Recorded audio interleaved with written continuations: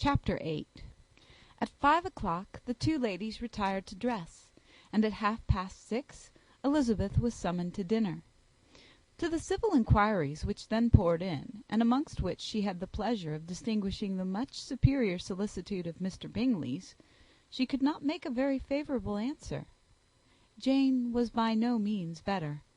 The sisters, on hearing this, repeated 3 or 4 times how much they were grieved, how shocking it was to have a bad cold, and how excessively they disliked being ill themselves, and then thought no more of the matter; and their indifference towards Jane, when not immediately before them, restored Elizabeth to the enjoyment of all her former dislike. Their brother, indeed, was the only one of the party whom she could regard with any complacency. His anxiety for Jane was evident, and his attentions to herself most pleasing, and they prevented her feeling herself so much an intruder as she believed she was considered by the others. She had very little notice from any but him. Miss Bingley was engrossed by Mr. Darcy, her sister scarcely less so; and as for Mr. Hurst, by whom Elizabeth sat, he was an indolent man, who lived only to eat, drink, and play at cards, who, when he found her to prefer a plain dish to a ragout, had nothing to say to her. When dinner was over, she returned directly to Jane, and Miss Bingley began abusing her as soon as she was out of the room. Her manners were pronounced to be very bad indeed, a mixture of pride and impertinence. She had no conversation, no style, no beauty. Mrs. Hurst thought the same, and added, "She has nothing, in short, to recommend her, but being an excellent walker. I shall never forget her appearance this morning. She really looked almost wild." "She did, indeed, Louisa. I could hardly keep my countenance. Very nonsensical to come at all. Why must she be scampering about the country because her sister had a cold? Her hair, so untidy, so blowsy! Yes, and her petticoat. I hope you saw her petticoat. 6 inches deep in mud, I am absolutely certain; and the gown which had been let down to hide it, not doing its office." "Your picture may be very exact, Louisa," said Bingley, "but this was all lost upon me. I thought Miss Elizabeth Bennet looked remarkably well when she came into the room this morning. Her dirty petticoat quite escaped my notice." "You observed it, Mr. Darcy, I am sure," said Miss Bingley; "and I am inclined to think that you would not wish to see your sister make such an exhibition." "Certainly not." "To walk 3 miles, or 4 miles, or 5 miles, or whatever it was, above her ankles in dirt, and alone, quite alone! What could she mean by it? It seems to me to show an abominable sort of conceited independence, a most country town indifference to decorum." "It shows an affection for her sister that is very pleasing," said Bingley. "I am afraid, Mr. Darcy," observed Miss Bingley in a half whisper, "that this adventure has rather affected your admiration of her fine eyes." "Not at all," he replied. "They were brightened by the exercise." A short pause followed this speech, and Mrs. Hurst began again. "I have an excessive regard for Miss Jane Bennet. She is really a very sweet girl, and I wish with all my heart she were well settled. But with such a father and mother, and such low connections, I am afraid there is no chance of it." "I think I have heard you say that their uncle is an attorney on Meryton." "Yes, and they have another, who lives somewhere near Cheapside." "That is capital," added her sister, and they both laughed heartily. "If they had uncles enough to fill all Cheapside," cried Bingley, "it would not make them one jot less agreeable." "But it must very materially lessen their chance of marrying men of any consideration in the world," replied Darcy. To this speech Bingley made no answer, but his sisters gave it their hearty assent, and indulged their mirth for some time at the expense of their dear friend's vulgar relations.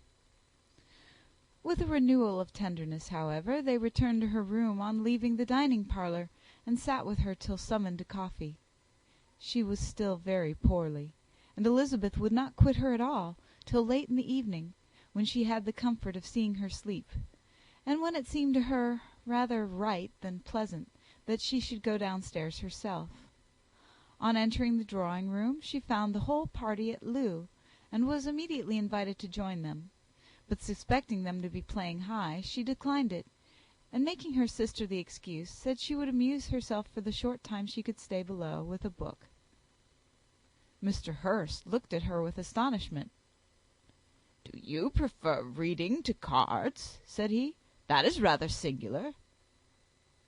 "Miss Eliza Bennet," said Miss Bingley, "despises cards. She is a great reader, and has no pleasure in anything else." "I deserve neither such praise nor such censure," cried Elizabeth. "I am not a great reader, and I have pleasure in many things." "In nursing your sister I am sure you have pleasure," said Bingley, "and I hope it will soon be increased by seeing her quite well." Elizabeth thanked him from her heart, and then walked toward the table where a few books were lying. He immediately offered to fetch her others, all that his library afforded. "And I wish my collection were larger for your benefit and my own credit; but I am an idle fellow, and though I have not many, I have more than I ever looked into." Elizabeth assured him that she could suit herself perfectly with those in the room. "I am astonished," said Miss Bingley, "that my father should have left so small a collection of books.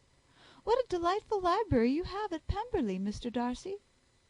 "It ought to be good," he replied. "It has been the work of many generations." "And then you have added so much to it yourself. You are always buying books." "I cannot comprehend the neglect of a family library in such days as these." "Neglect! I am sure you neglect nothing that can add to the beauties of that noble place. Charles, when you build your house, I wish it may be half as delightful as Pemberley." "I wish it may." "But I would really advise you to make your purchase in that neighborhood, and take Pemberley for a kind of model. There is not a finer county in England than Derbyshire." "With all my heart. I will buy Pemberley itself, if Darcy will sell it." "I am talking of possibilities, Charles." "Upon my word, Caroline, I should think it more possible to get Pemberley by purchase than by imitation." Elizabeth was so much caught with what passed as to leave her very little attention for her book, and soon laying it wholly aside, she drew near the card table, and stationed herself between Mr. Bingley and his eldest sister, to observe the game. "Is Miss Darcy much grown since the spring?" said Miss Bingley. "Will she be as tall as I am?" "I think she will.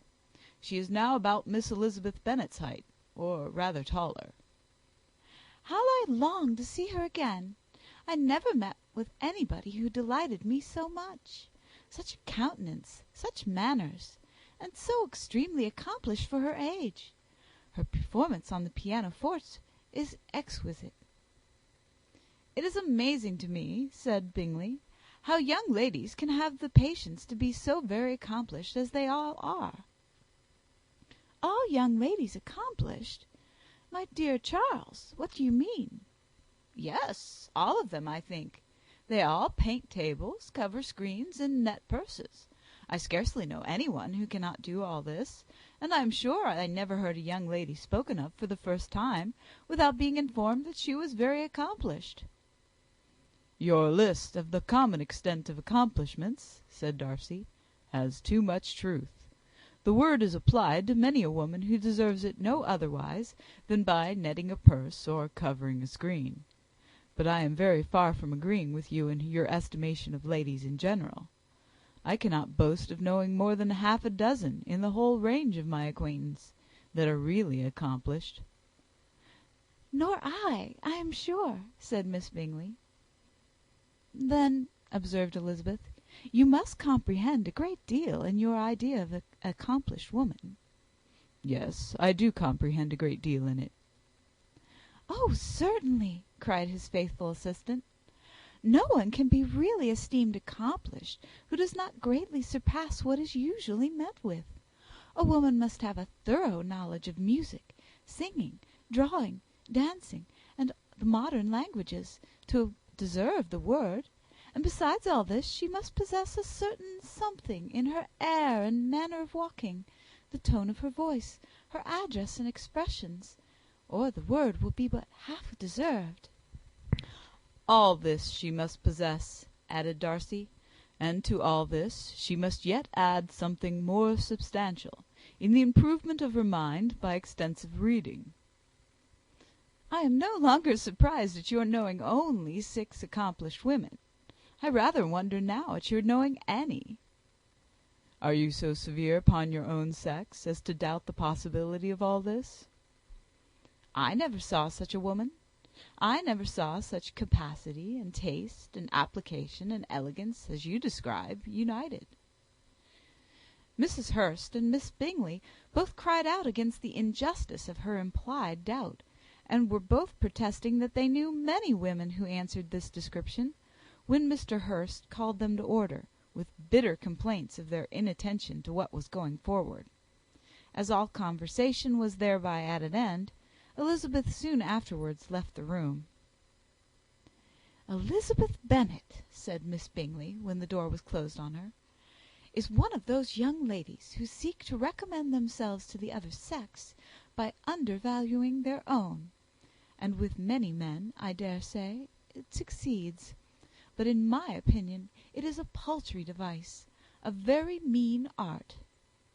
"Undoubtedly," replied Darcy, to whom this remark was chiefly addressed. "There is a meanness in all the arts which ladies sometimes condescend to employ for captivation. Whatever bears affinity to cunning is despicable." Miss Bingley was not so entirely satisfied with this reply as to continue the subject.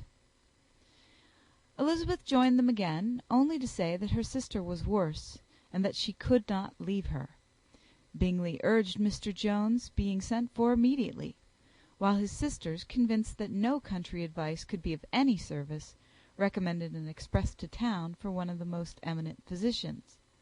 This she would not hear of, but she was not so unwilling to comply with their brother's proposal, and it was settled that Mr. Jones should be sent for early in the morning, if Miss Bennet were not decidedly better. Bingley was quite uncomfortable. His sisters declared that they were miserable. They solaced their wretchedness, however, by duets after supper, while he could find no better relief to his feelings than by giving his housekeeper directions that every attention might be paid to the sick lady and her sister. End of Chapter 8. Recorded by Maureen O'Brien, Kettering, Ohio, November 14th, 2005.